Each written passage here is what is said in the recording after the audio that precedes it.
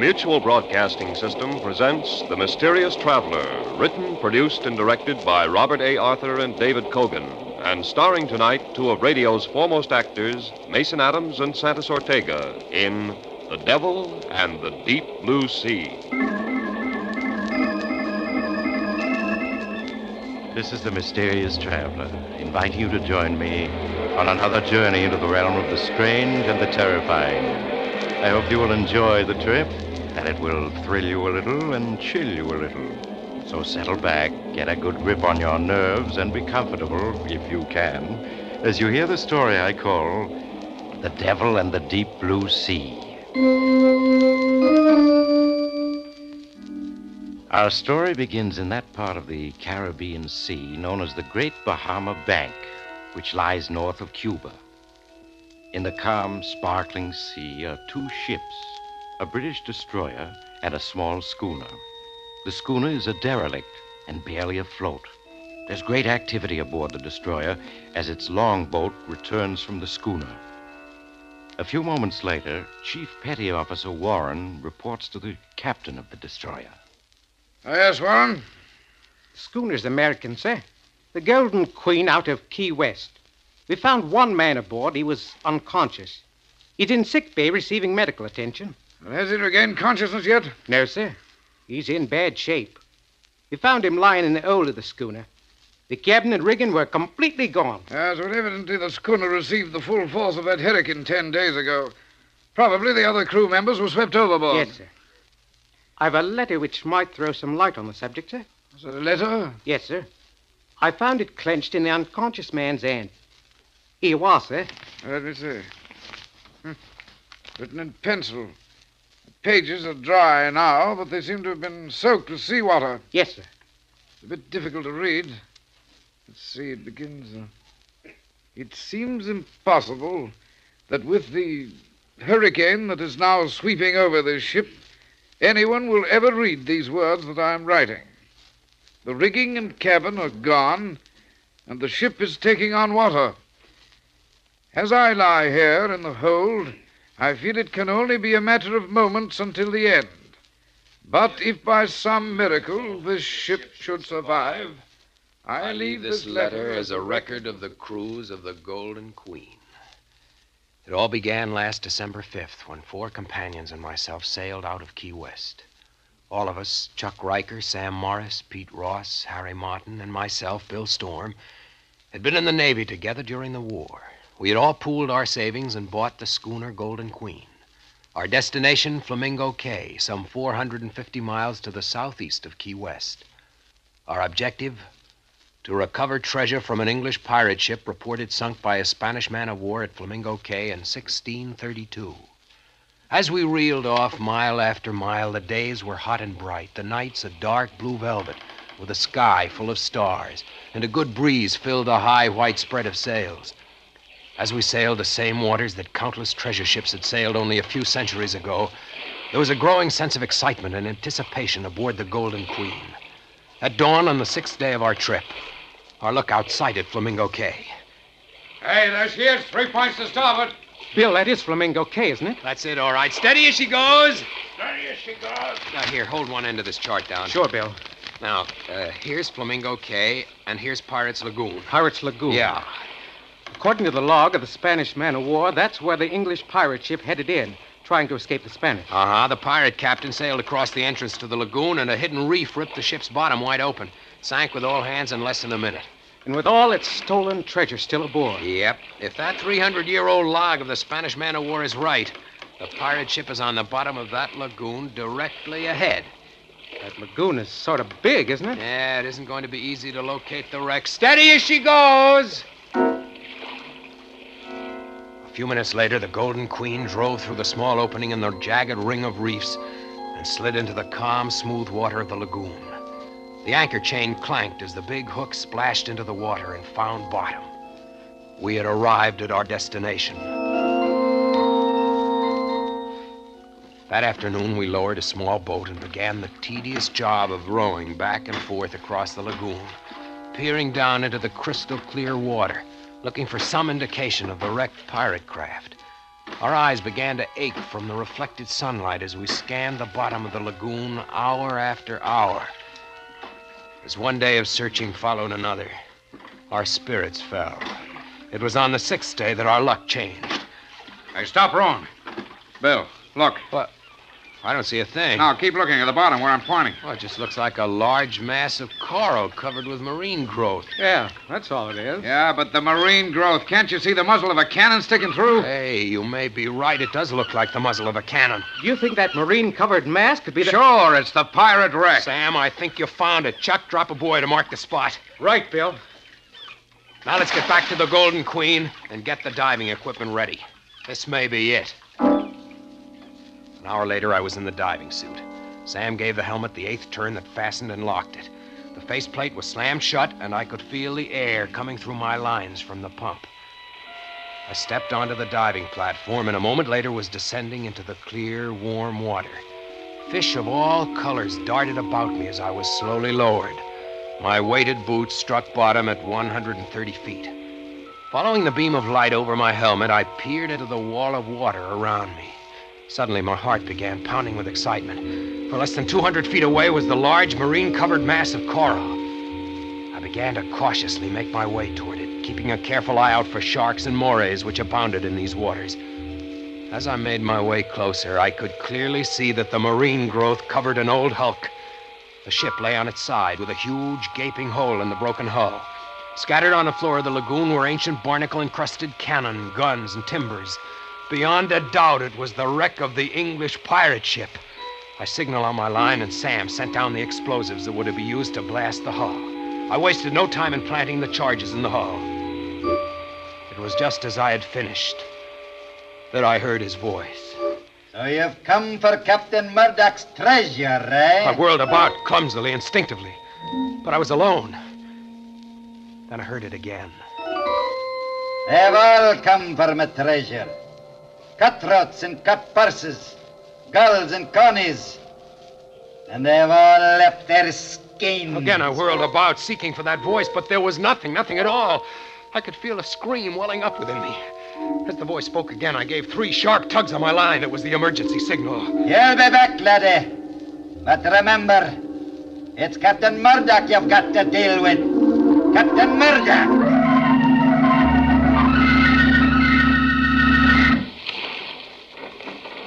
Keep the pumps going, Pete, until I get the faceplate open. Okay. Hey, Bill, I was wrong. Why'd you give the emergency signal? He's as white as a sheet. Bill, what happened? Was it an octopus? An octopus? Yeah. Yeah, sure, these waters are full of them. You should have taken a settle and torch down with you. They don't like torches. Yeah. You just take it easy for a while.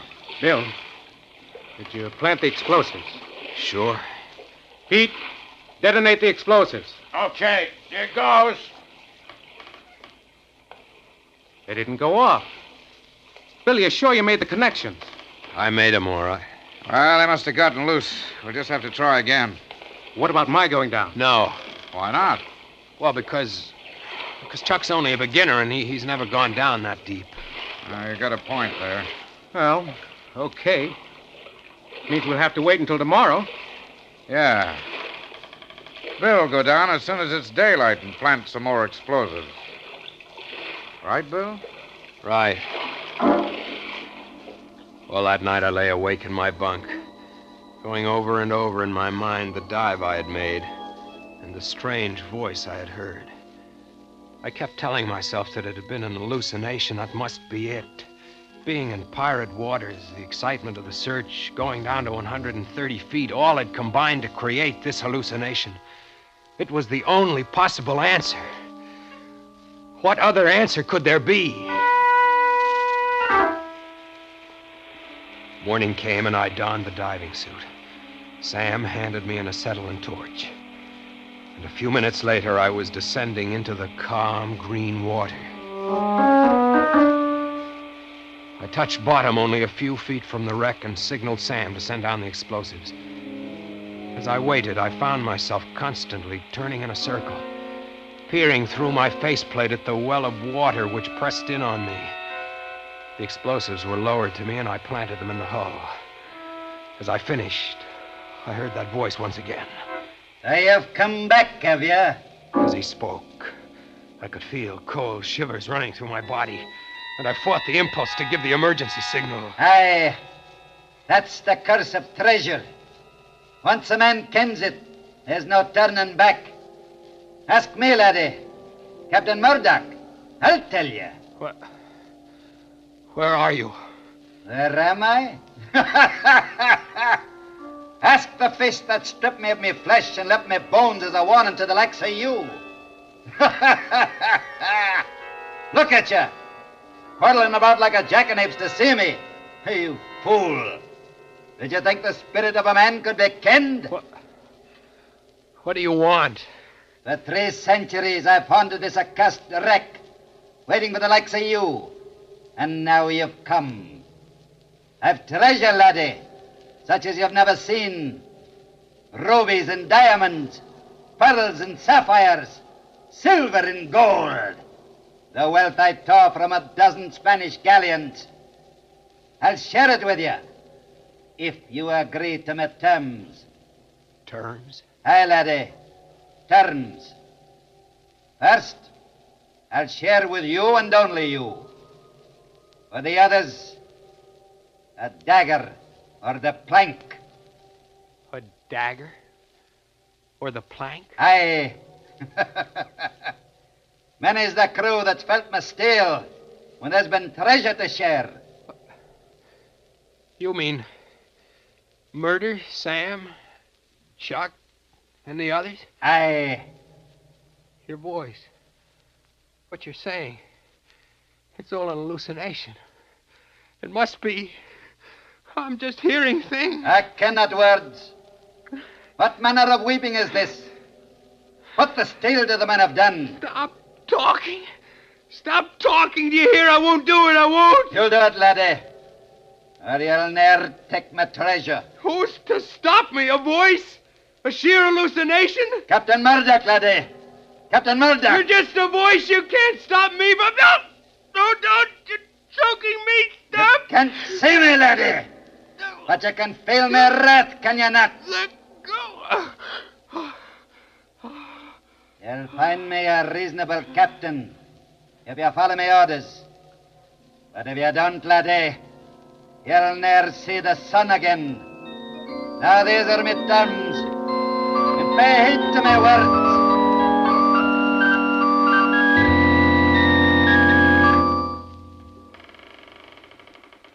How is he, Sam? He's just coming to. All right, take it easy, Bill. Just lie where you are. What happened? Well, I signaled you while you were on the bottom, but you didn't answer, so we hauled you up, but fast. We didn't even stop for decompression stages. It made you pass out. I don't know. Maybe your airline got snarled in the wreck. Maybe. Did you plant the explosives? Yeah. All right. Pete, detonate it. Okay, hang on to something. That did it. Look at all those pieces of wood and dead fish coming up to the surface. Yeah. That explosion must have ripped the wreck wide open. Ought to be soft pickings from here on in. What do you say, Bill? Yeah. Soft pickings. All right, come on, boys. Let's get the diving equipment in A1 shape. Tomorrow's the big day. All that night I lay awake in my bunk, staring into the darkness, trying not to think of that voice. But there was no escaping it. I could hear his every word over and over, relentlessly pounding into my brain, till I could no longer think for myself. As I donned the diving suit shortly after dawn, I could see Sam and the others eyeing me curiously as they helped me on with my equipment. 15 minutes later, I was on the bottom, making my way towards the wreck. The stern portion of the hulk had been blown into hundreds of fragments, and the floor of the lagoon was littered with old firearms, metal armor, broken gun flints, and cannonballs. As I picked my way through the debris, he spoke. Come for the treasure, eh, laddie? Now that you and me are partners, you're welcome to it. And what a treasure it is. Where is it? You'll find 4 chests buried under that wreckage to your starboard. There? Aye. It took 12 ships and 1,000 lives to make up that treasure. Wait till you set eye on the precious stones I plucked from the San Cristo Domingo. Worth the king's ransom. These chests are filled with treasure? Aye. And well you might gape. Lash that rope around them, laddie. 'Tis heavy they are. They must each weigh at least 500 pounds. Aye. Lash them snugly. 'Tis our fortune you have there, laddie. 'Twill buy the world for us.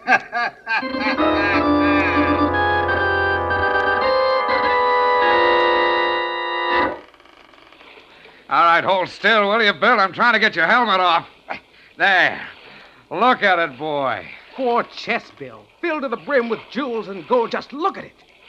Sam, how much do you think it's worth? Oh, 5 million, maybe 10, even 20. Who knows? Look at this diamond. Why, it's the size of an egg. There's no telling what it's worth. Some of the other diamonds are almost as big. Boy, we really hit the jackpot. Why, Bill, what's wrong? You haven't said a thing. I guess I'm tired. Help me out of this suit. Why, sure. Give me a hand, boys. This is the guy who did it for us. We sure did. I don't mind helping you, but this is hardly the kind of work for millionaires. Now you're talking, Pete. And, boy, just as soon as we get Bill out of this diving suit, we'll weigh anchor for Key West. Swell, I gotta... No. What do you mean, no? Let's stick around so that I can make another dive tomorrow. I may have overlooked a couple of chests. Well, that's hardly likely. Oh, you've done enough diving, Bill. I don't mind telling you that you've had us all worried these past couple of days. Yeah. You've been acting kind of strange. Nothing wrong with him that $1 million won't cure. The sun's already setting. We'll leave tomorrow. Okay. I guess another night here can't make much difference. We'll weigh anchor at dawn. Now let's get these 4 chests below. That night I lay in my bunk, waiting, watching. As first Sam, then Pete, then Harry fell asleep. I slipped quietly out of my bunk, crossed the cabin, and stepped out on deck. A full moon shone down on the Golden Queen, and I could see Chuck, who was on watch, standing near the wheel, smoking. As I approached, he turned and saw me. Hello, Bill. Couldn't sleep, huh? No, What about the others? they're sleeping. Don't see how they can do it. I'm so excited I couldn't. All I can think of is the treasure and what I'm going to do with my share. Yeah. Hey, what's the matter with you? Don't sound very enthused. I guess I'm just tired. Those dives you made must have taken a lot out of you. Yeah. They did. Is that a ship out there? Where? There, 3 points to starboard. I'm looking, but I don't see any. I caught him as he dropped, and I carefully eased his body over the rail and let go. He hit the water with only a small splash and was gone. When dawn came, the others had followed. I was alone on the Golden Queen. Alone? No, that isn't quite correct. He was aboard. I couldn't see him, but he was with me all right. With his assistance, I weighed anchor. A half hour later, using the auxiliary engine, the Golden Queen slipped through the opening in the lagoon and out to sea. For a day and a night, I stood at the wheel, and when I was exhausted, he took over. It was on the 4th day that the hurricane caught me. Within the first hour, it swept the rigging and cabin overboard and left me helpless. Mountainous waves, one after another, are breaking over the Golden Queen. And only a miracle can save me. If I go down, as surely I must, at least he'll go with me. I realize now, too late, that... The letter ends at this point. What do you make of it, sir? Make of it? Well, it's obviously the letter of an insane mind. Bill Storm, the unconscious man that you found aboard the derelict, became demented when his 4 companions were swept overboard during the hurricane. And, as a result, wrote this fantastic letter. Sir, while searching through Storm's pockets for the identification, I found these. 3 coins. Yes, sir. If you scrape the brown crust off him, you'll see they're gold pieces. Let's look here. These coins are hundreds of years old. Yes, sir. Then that part of the letter about recovering sunken treasure might possibly have been true. Did you find any chests aboard the derelict? No, sir. It was swept as clean as a whistle. Well, perhaps it wasn't only the loss of his 4 companions, but the loss of the treasure as well that sent Storm out of his mind. Yes. Sir, do you think there might have been anything to do with this Captain Murdoch he mentions in the letter? Certainly not. Don't be ridiculous. I'm amazed at you, Warren. Next, you'll be telling me that you believe in ghosts. Oh, sorry, sir. Come along to the sick bay. We'll see if Storm has regained consciousness yet.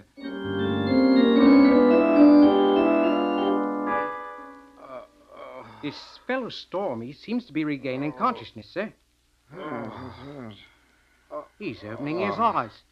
Can't make out where he is. All right now, Storm. Just lie quietly. Don't try to speak. You're quite safe now. You're aboard a British destroyer. The doctor says you're going to be all right. He's trying to say something, sir. No, don't try to speak, Storm. Just lie quietly and take treasure.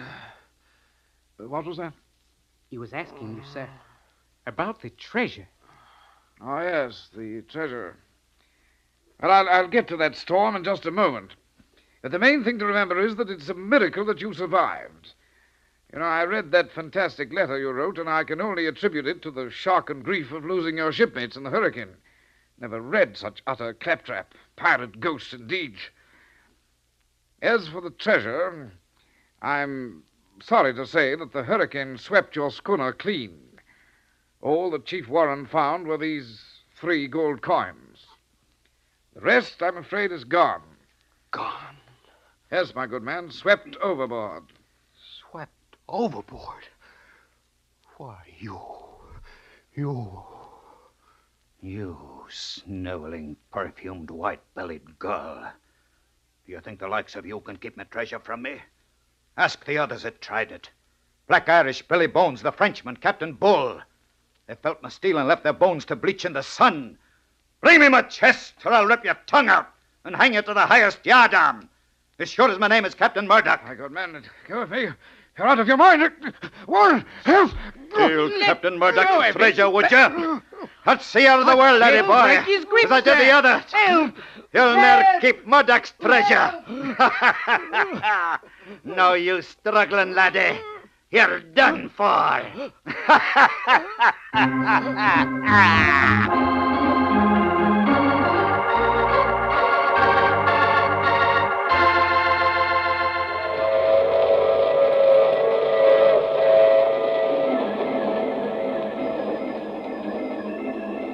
This is the mysterious traveler again. Did you enjoy our trip? Or was the captain of the British destroyer choked to death? Oh, no, he was saved. But he's never been the same since. As for poor old Bill Storm, well, he's now safely under lock and key. He still speaks in 17th century English and insists he's Captain Murdoch. And now and then, he buttonholes one of his attendants and whispers of fabulous loot to be won on the high seas through piracy. But so far, he's been unable to muster up a crew. That reminds me of next week's story, The Accusing Corpse. It's about a murderer who discovered that the dead sometimes arise from the grave to... Oh, you have to get off here. I'm sorry. But I'm sure we'll meet again. I take this same train every week at this same time.